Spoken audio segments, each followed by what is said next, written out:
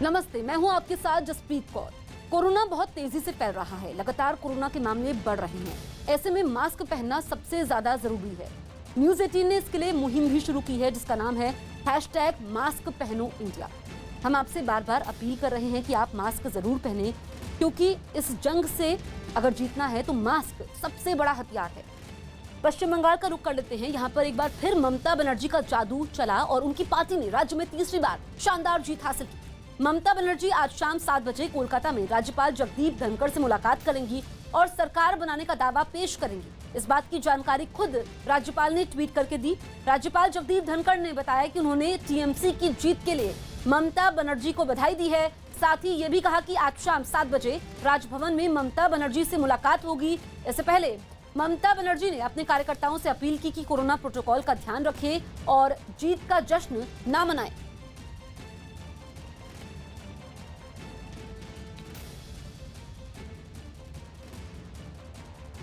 लेकिन दिन के वक्त चुनावी नतीजे में बढ़त बनती देख पश्चिम बंगाल के आसनसोल और कोलकाता समेत कई शहरों में टीएमसी कार्यकर्ताओं ने चुनाव आयोग के दिशा निर्देशों का मजाक उड़ाते हुए जश्न मनाना शुरू कर दिया। चुनाव आयोग ने 5 राज्यों में चुनाव परिणाम के बाद किसी भी तरह के जश्न और जुलूस पर रोक लगाई थी। लेकिन पश्चिम बंगाल विधानसभा चुनाव के शुरुआती रुझानों में बहुमत का आंकड़ा पार करते ही टीएमसी के कार्यकर्ताओं ने सारे नियमों को ताक पर रख दिया। कोलकाता में टीएमसी समर्थकों ने न केवल भीड़ जुटाकर जश्न मनाया, बल्कि कुछ इलाकों में जुलूस भी निकाला। चुनाव आयोग की तरफ से गाइडलाइंस दी गई थी, उसका उल्लंघन है। अलावा यहाँ पर ये विजय जुलूस निकाला जा रहा है। जीत के जश्न में डूबे सभी लोग सोशल डिस्टेंसिंग को पूरी तरह भूल गए। कई लोगों ने तो मास्क पहनना तक जरूरी नहीं समझा। हद तो तब हो गई जब कई लोग अपने छोटे बच्चों को बिना मास्क पहनाए भीड़ के बीच ले आए। कोलकाता में जिस जगह ये भीड़ जुटी वहां पुलिस के कई जवान भी नजर आए, लेकिन वो भी चुपचाप खड़े होकर कोरोना महामारी के बीच लोगों की लापरवाही को देखते रहे। कोलकाता की सड़कों के अलावा वहां के कई मोहल्लों में भी लोगों ने जश्न मनाया और भीड़ जुटाकर उन इलाकों में भी कोरोना संकट को दावत दी गई। जीत के जश्न में डूबे टीएमसी कार्यकर्ताओं की लापरवाही की तस्वीरें आसनसोल से भी सामने आई, जहां पुलिस की मौजूदगी में बीच सड़क पर टीएमसी कार्यकर्ताओं ने जमकर आतिशबाजी की। हाथों में पार्टी के झंडे लिए टीएमसी कार्यकर्ताओं ने कोरोना नियमों की जरा भी परवाह नहीं की। एक पुलिसकर्मी ने उन्हें समझाने की कोशिश भी की, लेकिन उन्होंने पुलिस को भी अनसुना कर दिया। कोरोना संकट में एक दूसरे से 2 गज की दूरी बहुत जरूरी है, लेकिन इन लोगों ने उस बात को भी पूरी तरह भुला दिया। आसनसोल के एक दूसरे इलाके से सामने आई तस्वीरों में भी टीएमसी के समर्थक भीड़ जुटाकर नारेबाजी करते नजर आए। शहर के बाकी कई इलाकों में भी बीच सड़क पर आतिशबाजी कर लोगों ने चुनाव आयोग के दिशा निर्देशों को ठेंगा दिखाया।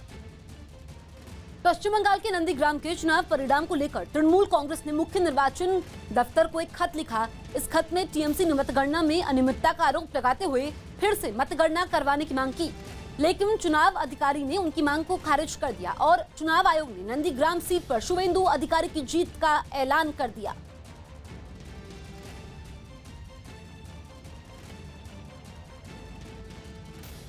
नंदीग्राम विधानसभा सीट से जीत हासिल करने के बाद बीजेपी के शुभेंदु अधिकारी ने जनता का शुक्रिया अदा किया। उन्होंने कहा कि नंदीग्राम की जनता ने राज्य के मुख्यमंत्री को हराकर एक कार्यकर्ता को चुना है। मेरा नंदीग्राम में जो जीत हुआ इसलिए मैं एक पूरा के पूरा नंदीग्राम का जनता को डेडिकेट कर रहा हूँ। नंदीग्राम का जनता चीफ मिनिस्टर को हरा के पॉलिटिकल वर्कर को एक्सेप्ट किया। पश्चिम बंगाल में तमाम दावों के बावजूद बीजेपी 100 का आंकड़ा भी नहीं छू पाई। हार के बाद बीजेपी नेता कैलाश विजयवर्गीय ने कहा कि उनकी पार्टी सकारात्मक विपक्ष की भूमिका निभाएगी। ममता जी के कुछ बयान, जैसे सारे मुस्लिम एक हो जाओ, अभी चुनाव प्रचार के दौरान उनका दिया हुआ भाषण, तो वो भी एक विषय था। फिर सारे विपक्ष को उन्होंने एक करने के लिए पत्र भी लिखा। फिर इमोशनल बंगाल की बेटी, फिर इस प्रकार के सारे इशू चले। फिर चेयर पर बैठकर निकलना, तो लोगों की सहानुभूति। तो ये चुनाव कोई ऐसा डेवलपमेंट के नारे के साथ दिया गया हो या हम बंगाल का विकास करेंगे, ऐसा नहीं रहा। ये पूरा इमोशनली प्ले किया गया, ऐसा लगता है मुझे। कोरोना संकट के बीच यूपी में हुए पंचायत चुनाव की मतगणना के समय कुछ जिलों के काउंटिंग सेंटरों पर लोगों की भारी भीड़ उमड़ी। हालात पर काबू पाने के लिए पुलिस को लाठीचार्ज करना पड़ा, जिसकी एक तस्वीर हाथरस जिले से सामने आई। वहां के एक मतगणना केंद्र पर लोगों का ऐसा हुजूम इकट्ठा हुआ कि पुलिस को सख्ती बरतनी पड़ी। इस कार्रवाई से बचने के लिए मतगणना केंद्र पर भगदड़ मच गई। पुलिस के इस एक्शन से पहले वहां पर लोगों के बीच मतगणना केंद्र के अंदर जाने के लिए धक्का मुक्की होती दिखी। इन सब के बीच ऐसी जल्दबाजी नजर आई कि किसी को भी कोरोना का ख्याल नहीं रहा। हालांकि इस दौरान वहां पर एक पुलिस वाला नजर आया जो इस भीड़ के आगे बेबस दिखा। कुछ इसी तरह की तस्वीरें फिरोजाबाद की जसराना मंडी में मौजूद काउंटिंग सेंटर से भी सामने आईं। वहां पर लोगों की इतनी भीड़ इकट्ठा हुई कि पुलिस को मतगणना शुरू होने से पहले ही लाठीचार्ज करना पड़ गया। फिर तो लोग पुलिस के डंडों से बचने के लिए जान बचाकर भागते नजर आए। खबर है कि इस भगदड़ में कई लोग घायल हो गए। कमोबेश ऐसे ही हालात कन्नौज के भी एक मतगणना केंद्र पर दिखे, जहां प्रत्याशी और उनके समर्थक जान जोखिम में डालकर पास में मौजूद रेलवे ट्रैक पर बैठे नजर आए। पुलिस ने इन लोगों को पहले तो समझाया, लेकिन जब ये नहीं माने तो पुलिस को बल प्रयोग करना पड़ा। हम अब आपको अंतिम बार बता रहे हैं, यहाँ आप खड़े नहीं हैं। जाओ सब लोग जाओ उधर। इस दौरान जो लोग अपनी मोटरसाइकिलें छोड़कर भागे, पुलिस वालों ने उनकी हवा निकाल दी। दिल्ली में कोरोना का कहर लगातार जारी है। हालांकि पिछले 24 घंटे में कोरोना मरीजों की संख्या में कमी जरूर आई है, लेकिन मौत के आंकड़ों ने लोगों में फिर से खौफ भर दिया है। लगातार दूसरे दिन दिल्ली में कोरोना की वजह से 400 से ज्यादा लोगों की जान चली गई। पिछले 24 घंटे में जहां 20,394 लोगों को कोरोना हुआ, वहीं इस महामारी ने 407 लोगों की जान ली। इस बीच 24,444 लोग ठीक भी हुए हैं। राहत की बात यह है कि दिल्ली में पॉजिटिविटी रेट लगातार कम हो रहा है और ठीक होने वालों की संख्या भी बढ़ रही है। दिल्ली में आज से 18 से 44 साल की उम्र के लोगों के लिए टीकाकरण अभियान की शुरुआत होगी। एक दिन पहले ही मुख्यमंत्री अरविंद केजरीवाल ने इसकी जानकारी दी थी। 18 से 44 साल के लोगों के लिए करीब 4 लाख कोरोना वैक्सीन पहुंच गई है। लोगों को टीका लगाने के लिए कई सरकारी स्कूलों में वैक्सीन सेंटर बनाया गया है। वैक्सीन सेंटर पर लोगों की भीड़ न जुटे और कोरोना नियमों का ध्यान रखा जाए, इसके लिए पूरी तैयारी की गई है।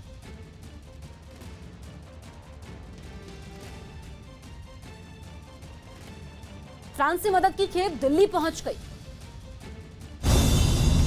फ्रांस का एक विमान मेडिकल उपकरण लेकर दिल्ली पहुंचा। फ्रांस सरकार ने कोरोना के खिलाफ लड़ाई में बतौर मदद ये चीजें भारत भेजी। मुंबई के हिंदुजा अस्पताल में भर्ती दिलीप कुमार को छुट्टी मिल गई।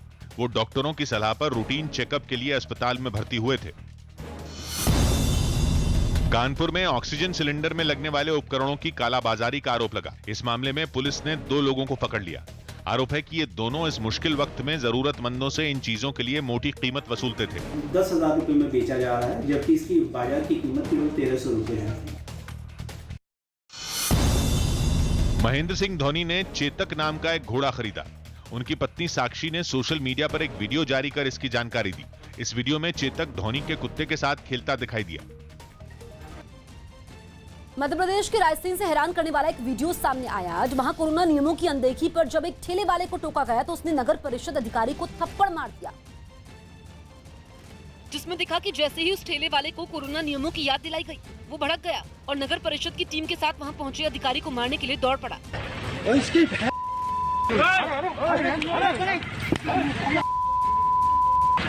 इससे पहले कि वहां मौजूद लोग उसे रोक पाते, वो अधिकारी पर कई थप्पड़ बरसा चुका था। यही नहीं, जब नगर परिषद के कर्मचारी ने उसे रोकना चाहा तो वो उसे भी दौड़ाकर पीटने लगा। उसके तेवर ने वहां अफरा तफरी मचा दी। बाद में वहां पहुंची पुलिस ने आरोपी ठेले वाले के खिलाफ कई मामलों में केस दर्ज कर लिया। मध्य प्रदेश में कोरोना गाइडलाइन का उल्लंघन करने वालों के खिलाफ पुलिस एक्शन में है। इस महामारी की वजह से लागू कड़ी पाबंदियों के बावजूद कई लोग लापरवाही बरतने से बाज नहीं आ रहे।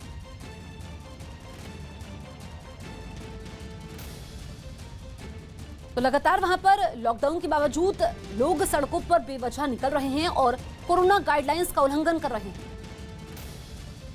जिनके खिलाफ पुलिस अब सख्ती से पेश आ रही है। धार से जो तस्वीरें सामने आई, उनमें पुलिस बेवजह बाहर घूमने वालों पर डंडे बरसाती नजर आई।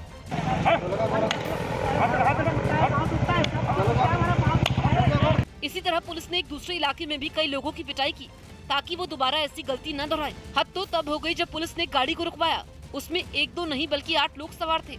इसके बाद तो उन सभी को एक-एक कर पीटा गया। पीछे। बाद में पुलिस ने उस गाड़ी को ही जब्त कर लिया। बिना जरूरी काम के बाहर निकलने वालों के खिलाफ पुलिस की सख्ती की तस्वीरें राज्य के कई दूसरे शहरों से भी सामने आई।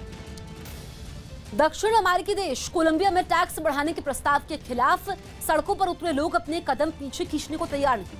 4 दिन पहले अपनी संसद की तरफ कूच करने के बाद इस बार सैकड़ों प्रदर्शनकारियों ने सीधे राष्ट्रपति को ही अपने निशाने पर ले लिया। और राजधानी बोगोता के एक बेहद पॉश इलाके में मौजूद उनके निजी आवास पर धावा बोलने निकल पड़े। टैक्स बढ़ाने की बात पर भड़के लोग जोरदार नारेबाजी करते हुए आगे बढ़ते दिखे।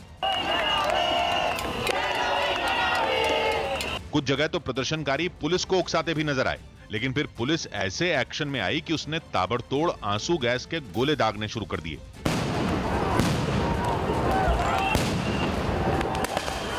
इतनी आंसू गैस छोड़ी गई कि हर तरफ धुआं ही धुआं छा गया, सामने नजर आना ही बंद हो गया। दम घुटने लगा तो प्रदर्शनकारी भी अपनी मांगों को भूल गए और भाग खड़े हुए।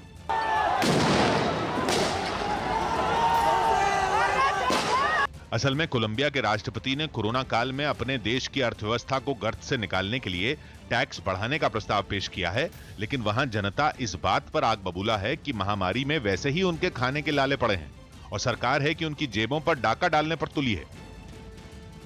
असम में बीजेपी की जीत पर समर्थकों ने लड्डू बांटकर जश्न मनाया। असम में बीजेपी लगातार दूसरी बार जीत दर्ज करने में कामयाब रही है, जिसकी खुशी बीजेपी कार्यकर्ताओं के चेहरों पर साफ नजर आई। हालांकि चुनाव आयोग के निर्देश की वजह से सड़कों पर जीत का जश्न तो नहीं दिखा, लेकिन गुवाहाटी के बीजेपी मुख्यालय में लड्डू बांटकर खुशी मनाई गई। सामने आई तस्वीरों में बीजेपी के नेता और कार्यकर्ता एक दूसरे को लड्डू खिलाकर जीत की बधाई देते दिखे। मुख्यमंत्री सर्बानंद सोनोवाल ने भी दोबारा मौका देने के लिए जनता का शुक्रिया अदा किया। सब जनता की जो आशीर्वाद सहयोग इसके वजह से हुआ है। इससे पहले वो डिब्रूगढ़ में मतगणना वाली जगह पर भी पहुंचे और कार्यकर्ताओं से बातचीत की। पश्चिम बंगाल चुनाव में टीएमसी को मिली कामयाबी के बीच आसनसोल में बीजेपी उम्मीदवार तापस रॉय की गाड़ी पर हमला किया गया। इस हमले का आरोप टीएमसी के समर्थकों पर लगा, जिसकी कुछ तस्वीरें भी सामने आई, जिनमें जश्न में डूबे टीएमसी समर्थक बीजेपी उम्मीदवार की गाड़ी पर हाथ मारते दिखे। हालांकि इस दौरान वहां मौजूद एक पुलिस वाले ने उन्हें रोकने की कोशिश की, लेकिन वो लोग नहीं माने और गाली गलौज करते हुए गाड़ी के पीछे दौड़ पड़े।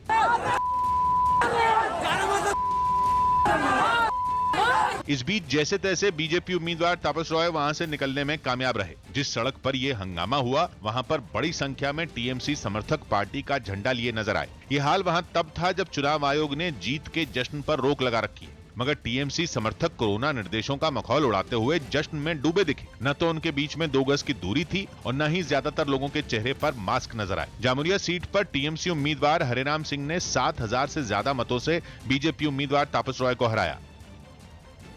महाराष्ट्र में कोरोना की रफ्तार में थोड़ी कमी आई है। पिछले 24 घंटे में राज्य में 56,647 लोग कोरोना पॉजिटिव पाए गए। वहीं कोरोना की वजह से 669 लोगों की मौत हुई है। इस बीच 51,356 लोग कोरोना को मात देकर अपने घर भी लौटे। मुंबई में पिछले 24 घंटे में कोरोना के 3,672 नए मरीज मिले, जबकि 79 लोगों ने इस महामारी से दम तोड़ दिया। राज्य में अब तक इस बीमारी से 70,000 से ज्यादा लोगों की मौत हो चुकी है।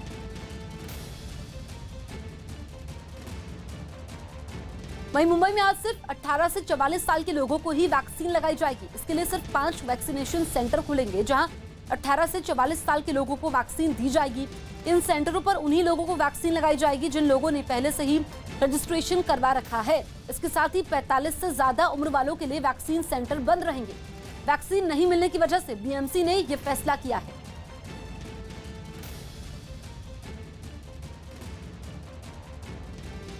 हार के बाद कांग्रेस में राहुल गांधी को अध्यक्ष बनाने की मांग शुरू हो गई।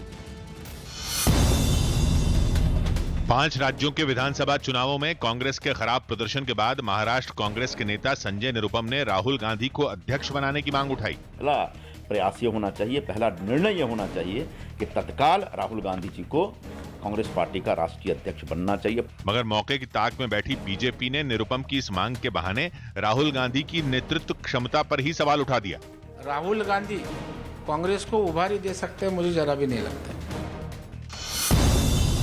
भोपाल में ड्राइव इन वैक्सीनेशन की शुरुआत की गई। इस सेवा के शुरू होने से लोग अब अपनी गाड़ियों में बैठकर ही कोरोना का टीका लगवा सकेंगे। इसके लिए एक नया वैक्सीनेशन सेंटर बनाया गया है। ये कदम उन लोगों के लिए उठाया गया जो टीका लगवाने के लिए अस्पताल जाने से डरते हैं। बताया गया कि बिहार में सासाराम के सरकारी अस्पताल में 5 वेंटिलेटर रखे हुए हैं, लेकिन स्टाफ की कमी की वजह से इनका इस्तेमाल नहीं हो पा रहा है। कोई वेंटिलेटर चलाने वाला नहीं मिला, न कोई है। यूरोप के देश बेल्जियम से एक विमान 9000 रेमडेसिविर इंजेक्शन लेकर दिल्ली एयरपोर्ट पहुंचा। यूपी में भी कोरोना का कहर थमता नहीं दिख रहा है। पिछले 24 घंटे में 30,983 लोग इस महामारी के शिकंजे में आए तो 290 लोगों ने इस बीमारी की वजह से दम तोड़ दिया। लेकिन अच्छी बात यह है कि पिछले 24 घंटे में जितने लोग पॉजिटिव पाए गए, उससे ज्यादा लोग इस बीमारी से ठीक भी हुए। 36,650 लोगों को अस्पताल से छुट्टी मिल गई। राजधानी लखनऊ के अलावा नोएडा, गाजियाबाद और सहारनपुर में कोरोना के मामले तेजी से बढ़ रहे हैं। राज्य में कोरोना की रोकथाम के लिए योगी सरकार ने कई अहम फैसले लिए। यूपी में अंतर्राज्यीय यानी दूसरे राज्यों से आने वाली बसों पर रोक लगा दी गई है। साथ ही विमान से आने वाले यात्रियों के लिए नेगेटिव रिपोर्ट दिखाना अनिवार्य कर दिया गया है। इसके अलावा गाँव में आने वाले लोगों की कोरोना जाँच होगी और उन्हें क्वारंटीन किया जाएगा। ट्रेन में सफर करने वालों की भी जांच होगी और संदिग्ध पाए जाने पर उनका एंटीजन टेस्ट होगा। जी का जंजाल बने कुर्द विद्रोहियों को चारों खाने चित करने के लिए तुर्की की सेना ने पड़ोसी देश इराक में अपना ऑपरेशन तेज कर दिया। तुर्की में अपने लिए एक आजाद राज्य के लिए कुर्द लड़ाकों ने पिछले करीब 4 दशक से वहां की सरकार के खिलाफ जंग छेड़ रखी है और उत्तरी इराक में अपने ठिकानों से वो तुर्की पर हमले करते रहते हैं। इसलिए एक हफ्ता पहले तुर्की ने भी कुर्द लड़ाकों को ठिकाने लगाने के लिए मोर्चा खोल दिया। रात के घुप अंधेरे में तो तुर्की के हेलीकॉप्टरों ने विद्रोहियों पर बम बरसाए ही, दिन के उजाले में भी उन्होंने चैन नहीं लिया। सामने आई तस्वीरों में सुबह सुबह पहाड़ों पर जबरदस्त बमबारी होती नजर आई। आसमान में तुर्की के कई हेलीकॉप्टर मंडराते नजर आए और जगह जगह धुआं उठता दिखा। लेकिन तुर्की और कुर्द लड़ाकों के बीच छिड़ी इस लड़ाई में इलाके के लोगों का जीना हराम हो गया।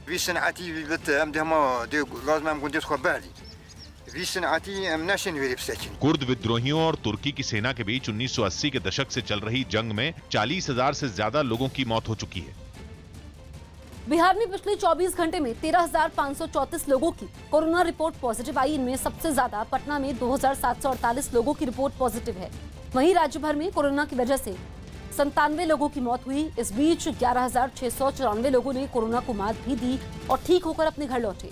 फिलहाल राज्य में एक्टिव मरीजों की संख्या 1,09,945 है, जिनका इलाज चल रहा है।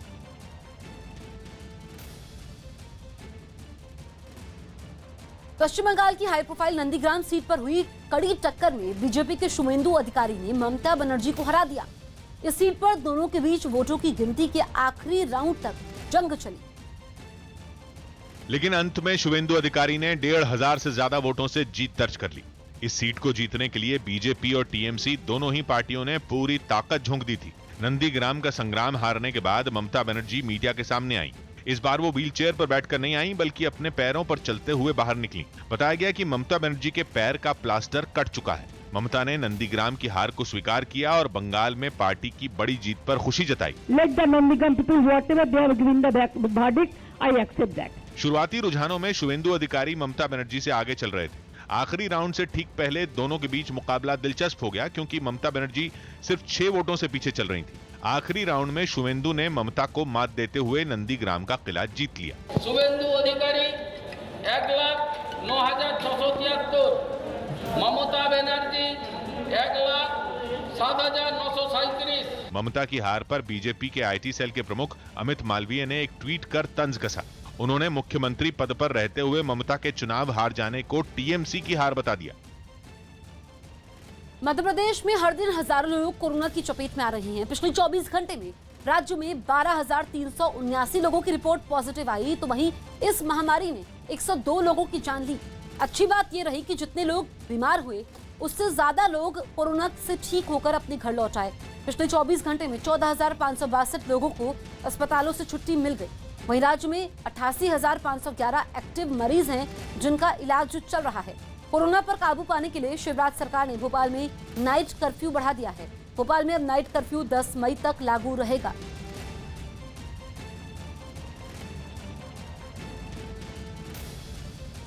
मजदूर दिवस पर जर्मनी और फ्रांस में मजदूरों के हक में बेहतर सुविधाओं के लिए जोरदार प्रदर्शन देखने को मिला। इस बीच फ्रांस की राजधानी पेरिस में सड़कों पर प्रदर्शनकारियों का हुजूम इकट्ठा हो गया और वहां मौजूद पुलिस को तितर-बितर करने के लिए धुएं के गोले फेंकने लगा। लेकिन भारी तादाद में सड़कों पर उतरे प्रदर्शनकारियों को काबू में रखने के लिए पुलिस भी तैयार नजर आई और हाथों में शील्ड पकड़े पुलिस लोगों को उग्र होने से रोकते दिखी। हालांकि सरकार और प्रशासन से नाराज लोग पुलिस से हल्की धक्का मुक्की करने की कोशिश करते रहे, लेकिन प्रदर्शनकारियों के आगे आगे सुरक्षा कवच बनाकर चलती पुलिस ने लोगों को ज्यादा हिंसक होने से रोक दिया। पेरिस ही नहीं, जर्मनी की राजधानी बर्लिन में भी मजदूर दिवस पर नस्लवाद और प्रवासी मजदूरों की समस्या के समाधान की मांग करते हुए लोग सड़क पर उतरे और नस्लवाद के खिलाफ नारे लगाते हुए सैकड़ों की तादाद में उमड़े प्रदर्शनकारी बड़े बड़े झंडे थामे मार्च निकालते नजर आए। इस दौरान सड़कों पर नारेबाजी, तालियों की तड़तड़ाहट और आतिशबाजी सुनी जा सकती थी। हालांकि लोगों का प्रदर्शन करने का इरादा पहले ही भांप चुकी पुलिस यहां भी पूरी तरह मुस्तैद नजर आई और प्रदर्शन को बेकाबू होने से रोकने में कामयाब रही। उत्तराखंड में कोरोना का खतरा लगातार बढ़ रहा है। वहां पिछले 24 घंटे में 5,606 लोग कोरोना पॉजिटिव मिले, जबकि कोरोना की वजह से 71 लोगों की जान चली गई। इस बीच 2,935 लोगों को अस्पताल से छुट्टी भी मिली है। राज्य में अब तक कोरोना की वजह से 2,800 से ज्यादा लोगों की मौत हो चुकी है।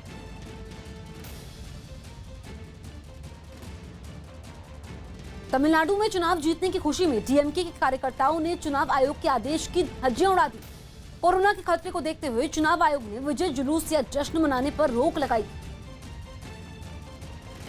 लेकिन जीत की खुशी में डीएमके के कार्यकर्ता सब कुछ भूल गए। समर्थकों ने चुनाव आयोग के आदेश को ताक पर रख दिया और कोरोना के खतरे के बीच जमकर जश्न मनाया। चेन्नई में डीएमके के मुख्यालय के सामने से जो तस्वीरें सामने आई, उनमें डीएमके के समर्थक दिवाली मनाते दिखे। सड़क पर जमकर आतिशबाजी की गई। जीत की खुशी में लोग जमकर थिरकते नजर आए। ऐसा लगा जैसे वो कोरोना को पूरी तरह भूल चुके हों। इस दौरान ज्यादातर लोग बिना मास्क के ही वहां मौजूद थे। जरूरी दूरी के नियमों की तो धज्जियां ही उड़ा दी गईं। खुशी में लोगों ने मिठाई बांटी और एक दूसरे को अपने हाथों से खिलाई। जिस पुलिस पर नियम का पालन कराने की जिम्मेदारी थी, भीड़ में वो खुद ही फंस गई। सैकड़ों की भीड़ ने पुलिस की गाड़ी को ही घेर लिया। कुछ ऐसी ही तस्वीरें एक दूसरी जगह से भी सामने आई। वहां बड़ी तादाद में महिलाएं खुशी में झूमती दिखी। ये महिलाएं भी जीत के जश्न में कोरोना से बिल्कुल बेपरवाह नजर आईं। हरियाणा में कोरोना की रफ्तार धीमी पड़ने लगी है, लेकिन चिंता की बात यह है कि कोरोना से होने वाली मौतों का आंकड़ा रोजाना बढ़ रहा है। पिछले 24 घंटे की बात करें तो राज्य में 13,322 लोग कोरोना पॉजिटिव मिले, जबकि कोरोना की वजह से 145 लोगों की मौत हुई। राज्य में कोरोना पर लगाम लगाने के लिए मुख्यमंत्री मनोहर लाल खट्टर ने लॉकडाउन का ऐलान किया है। आज से अगले 7 दिन तक संपूर्ण लॉकडाउन लागू रहेगा। वीकेंड लॉकडाउन लगाया है, क्या उसको एक्सटेंड करने की या उसको हम एक्सटेंड कर रहे हैं और अब ये अगले रविवार यानी 9 तारीख तक 10 सवेरे तक अब ये जो लॉकडाउन है वो रहेगा। मतलब कंटिन्यू रहेगा और सारे प्रदेश में रहेगा। यूपी की राजधानी लखनऊ में 2 मकानों के अंदर से 3 कोरोना पीड़ितों के शव बाहर निकाले गए। इलाके में रहने वाले कुछ लोगों ने बदबू फैलने पर पुलिस को इसकी सूचना दी, जिसके बाद वहां पहुंची पुलिस को 2 अलग-अलग मकानों से कोरोना की चपेट में आए 3 लोगों के शव बरामद हुए। पहले मकान के मेन गेट को एक हथौड़े की मदद से काफी मशक्कत के बाद खोला गया। वही अंदर जाएगा। उस मकान में 2 शव मिले, जिन्हें पीपीई किट पहने कुछ स्वास्थ्य कर्मियों ने बाहर निकाला और एम्बुलेंस के जरिए उन्हें वहां से अस्पताल के लिए रवाना किया। इसी मकान में एक महिला भी मिली, जिसकी गंभीर हालत को देखते हुए उसे अस्पताल में भर्ती कराया गया। पंजाब में भी कोरोना कहर बरपा रहा है। 24 घंटे में राज्य में कोरोना के 7,327 नए मरीज मिले, जबकि कोरोना ने 157 लोगों की जान ली। लुधियाना में सबसे ज्यादा 1,404 कोरोना मरीज सामने आए। राज्य में कोरोना की वजह से अब तक 9,300 से ज्यादा लोगों की मौत हो चुकी है। पंजाब में 60,108 एक्टिव मरीज हैं, जिनका अलग अलग अस्पतालों में इलाज चल रहा है।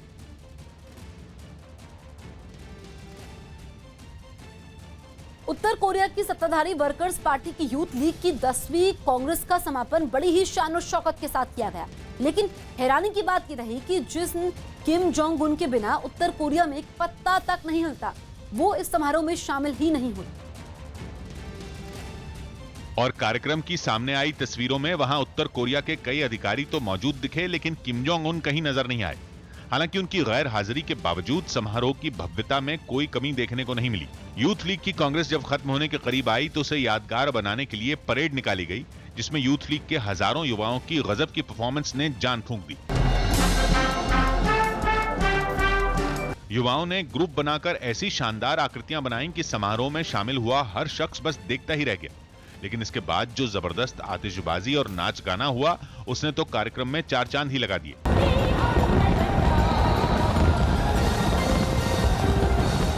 समारोह यहां भी खत्म नहीं हुआ।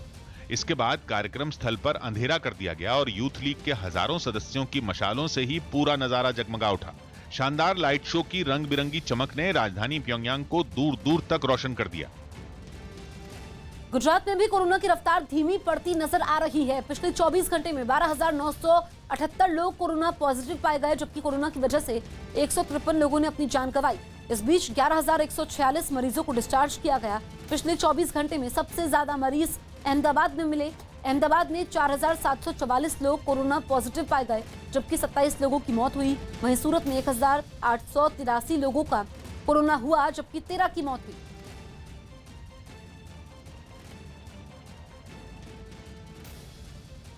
न्यूजीलैंड और फिलीपींस के दूतावास की मदद करने का वीडियो जारी कर कांग्रेस ने सरकार को घेर लिया। यूथ कांग्रेस ने इन दूतावासों की तरफ से मदद मांगे जाने का दावा करते हुए उन्हें ऑक्सीजन सिलेंडर मुहैया करवाए और इसका वीडियो भी जारी कर दिया। यूथ कांग्रेस के अध्यक्ष श्रीनिवास बीवी ने ट्विटर पर एक वीडियो पोस्ट किया, जिसके बाद सियासत गर्मा गई। इस वीडियो में कांग्रेस की टीम न्यूजीलैंड उच्चायोग में ऑक्सीजन सिलेंडर पहुंचाती नजर आई। इससे पहले न्यूजीलैंड उच्चायोग की तरफ से एक ट्वीट किया गया, जिसमें यूथ कांग्रेस के अध्यक्ष श्रीनिवास को टैग कर उनसे ऑक्सीजन सिलेंडर की मदद मांगी गई। हालांकि बाद में यह ट्वीट डिलीट कर दिया गया, लेकिन इसके कुछ देर बाद ही यूथ कांग्रेस की टीम वहां सिलेंडर लेकर पहुंच गई। इस मदद को न्यूजीलैंड उच्चायोग की तरफ से मंजूर भी कर लिया गया। इसी के साथ कांग्रेस ने फिलीपींस के दूतावास में ऑक्सीजन पहुंचाने का वीडियो भी पोस्ट किया। लेकिन मदद के इस वीडियो पर कांग्रेस ने विदेश मंत्री एस जयशंकर को घेरना शुरू कर दिया। जवाब में विदेश मंत्री एस जयशंकर ने दावा किया कि फिलीपींस के दूतावास में न तो कोई कोरोना मरीज था और न ही किसी को ऑक्सीजन की जरूरत थी। यही नहीं, उन्होंने इसे पब्लिसिटी स्टंट बता दिया। विदेश मंत्रालय ने विदेशी दूतावासों को भी नसीहत दी और मुश्किल वक्त में जरूरी चीजों को इकट्ठा न करने के निर्देश दिए। बीजेपी के युवा मोर्चा के अध्यक्ष तेजस्वी सूर्या भी मैदान में उतरे और कांग्रेस पर कई सवाल दाग दिए। यूपी में पंचायत चुनाव की मतगणना पर सियासत तेज हो गई। यूपी में कोरोना संकट के बीच पंचायत चुनाव की मतगणना पर सियासी घमासान मच गया। समाजवादी पार्टी ने इस मुद्दे पर यूपी सरकार को निशाने पर ले लिया। बूथ पे हजारों की संख्या में भीड़ है। ये भीड़ अपने गांव-गांव कोरोना लेके जाएगी। गांव-गांव में कोरोना के संक्रमण होंगे, इसकी क्या जिम्मेदारी सरकार लेगी? वहीं बीजेपी ने यूपी सरकार के फैसले का बचाव करते हुए समाजवादी पार्टी के आरोपों पर पलटवार किया। मुख्यमंत्री श्री योगी आदित्यनाथ जी ने स्पष्ट निर्देश दिया है कि पंचायत चुनाव के मतगणना के दौरान कोविड के प्रोटोकॉल का पालन हो। पश्चिम बंगाल के दुर्गापुर से एक ऑक्सीजन एक्सप्रेस दिल्ली पहुंच गई। ये ट्रेन 120 मैट्रिक टन ऑक्सीजन से भरे 6 टैंकर लेकर दिल्ली के तुगलकाबाद पहुंची।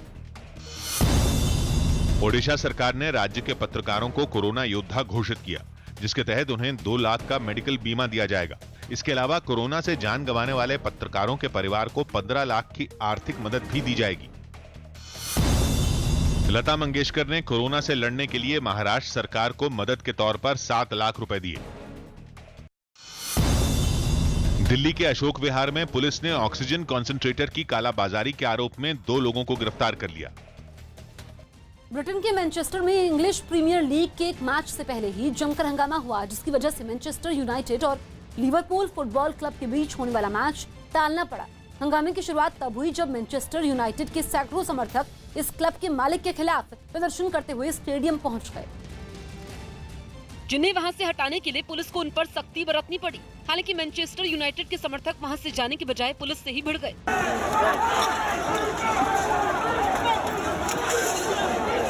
खबर है कि कुछ लोग मौका पाकर स्टेडियम के अंदर दाखिल होने में कामयाब भी हुए। इस बीच सैकड़ों लोग उस होटल के बाहर भी इकट्ठा हो गए जहां मैनचेस्टर यूनाइटेड के खिलाड़ी ठहरे थे। वहां उन्होंने पोस्टरों के जरिए भी इस क्लब के मालिक का विरोध किया। कुछ लोग तो होटल के अंदर जाने की भी कोशिश करते दिखे, लेकिन पुलिस भी उनके सामने दीवार बनकर खड़ी रही, जिसके बाद वो लोग पुलिस से काफी देर तक बहस करते दिखाई दिए। बताया गया कि मैनचेस्टर यूनाइटेड के यूरोपियन सुपर लीग का हिस्सा नहीं बन पाने के लिए समर्थक उसके मालिक को जिम्मेदार मान रहे हैं। अफगानिस्तान के पुणे अलम में हुए आत्मघाती हमले में 21 लोगों की मौत हो गई, जबकि 90 से ज्यादा लोग घायल हो गए। हमलावर ने वहां के गेस्ट हाउस को निशाना बनाते हुए उसे बम से उड़ा दिया, जिससे पुणे अलम शहर का एक बड़ा इलाका थर्रा उठा। धमाके की वजह से उस गेस्ट हाउस की इमारत जमींदोज हो गई और उसका मलबा दूर तक बिखर गया। इस मलबे में मरने वालों की कुछ निशानियां भी थी। धमाके के बाद की जो तस्वीरें सामने आई, उनमें एक तस्वीर में कुछ लोग मलबे को हटाते दिखे, जबकि कुछ लोग शवों को एम्बुलेंस से उतारकर एक कमरे में रखते नजर आए।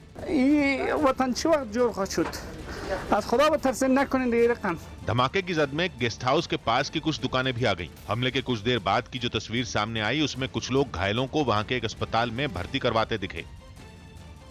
झारखंड के धनबाद से चौंकाने वाली तस्वीरें सामने आई। वहां एक आदमी की हत्या के बाद गुस्साए लोगों ने थाने पहुंचकर जमकर बवाल किया।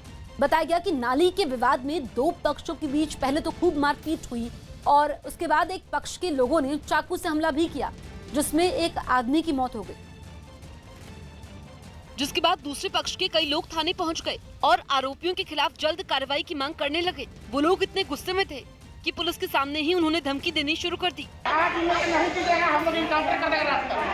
इसके साथ ही उन लोगों ने थाने के बाहर लगे बैरिकेड तोड़ दिए। कुछ ही देर में वहां इतनी भीड़ इकट्ठा हो गई कि पुलिस को दूसरे थानों से मदद मांगनी पड़ी। हंगामा करने वालों में महिलाएं भी पीछे नहीं थी। वो भी पुलिस के काफी समझाने के बावजूद वहां से टस से मस नहीं हुई।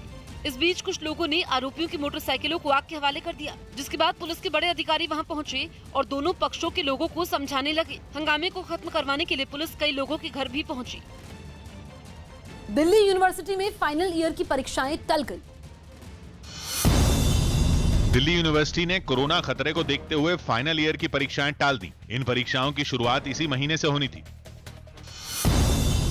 एलजेपी अध्यक्ष चिराग पासवान ने बिहार के पूर्णिया में पार्टी नेता अनिल उरांव की मौत पर दुख जताया। बताया गया कि बदमाशों ने अवैध वसूली के लिए कुछ दिन पहले उनका अपहरण किया था। परिवार ने अवैध वसूली की रकम देने के बाद भी उनकी हत्या किए जाने का आरोप लगाया। राजस्थान के जूनागढ़ में पुलिस ने एक शादी समारोह पर छापा मारा और कोरोना नियम तोड़ने के आरोप में दूल्हे को थाने ले गई। पुलिस ने दूल्हे के अलावा दुल्हन के परिवार वालों को भी हिरासत में लिया। आरोप है कि इस शादी समारोह में 150 से ज्यादा लोग शामिल हुए थे, जबकि नियम 50 लोगों के शामिल होने का है। यूपी के हाथरस में पंचायत चुनाव की मतगणना में शामिल 7 कर्मचारियों की कोरोना रिपोर्ट पॉजिटिव आई, जिसके बाद इन सभी को क्वारंटीन कर दिया गया। चुनाव परिणाम के दिन पश्चिम बंगाल के सीटों के रुझान आए। न्यूज़ 18 इंडिया फिर रहा सबसे आगे। पश्चिम बंगाल की स्थिति तो पूरी तरीके से साफ हो चुकी है। लाइव रिजल्ट हब की ताकत। ममता बनर्जी हार गई हैं। सबसे विश्व